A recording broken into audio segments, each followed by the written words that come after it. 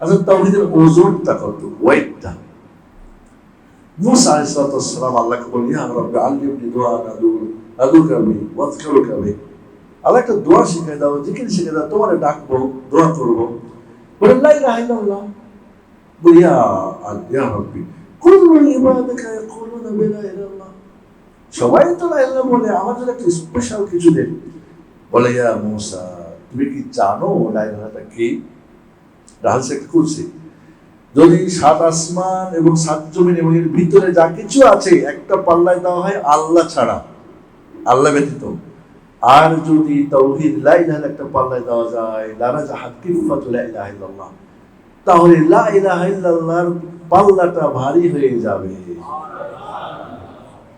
হ্যাঁ, একটু চিন্তা করেন তো, আসমান জমিন আরশ কুরসি ফেরেশতা মানব দানব যা কিছু আছে সব একটা পাল্লায় দিলেন, আর একটা লা ইলাহা ইল্লাল্লাহ। তো তাওহীদ কি পাওয়ারফুল, কি বুঝতে পারে, কি বলে আপনার কি ওজন। অন্য একটা হাদিসে আছে যে একজন বান্দাকে আল্লাহ ডাকবেন কিয়ামতের দিন,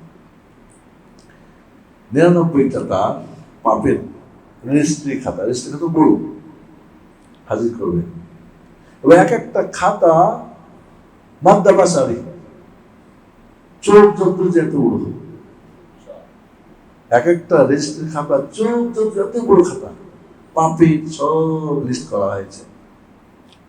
আল্লাহ বলুন, দেখো, স্বীকার করো না তোমার কিছু আছে? আল্লাহ দেখো, তোমার একটা আমার কাছে জিনিস আছে, সেটা কি? বিতাকাতু লা ইলাহা ইল্লাল্লাহ। লা ইলাহা লেখা একটা কার্ডের মধ্যে আল্লাহ কোন এক সময় ইমান থেকে বলছিল লা ইলাহা ইল্লাল্লাহ, আর এই ইমানটা নষ্ট আর করে নাই, মরে গেছে। মান কানা আখিরু কালামিহি লা ইলাহা দাখালাল জান্নাহ, যার শেষ কথা হবে লা ইলাহা ইল্লাল্লাহ, সে জান্নাতে যাবে।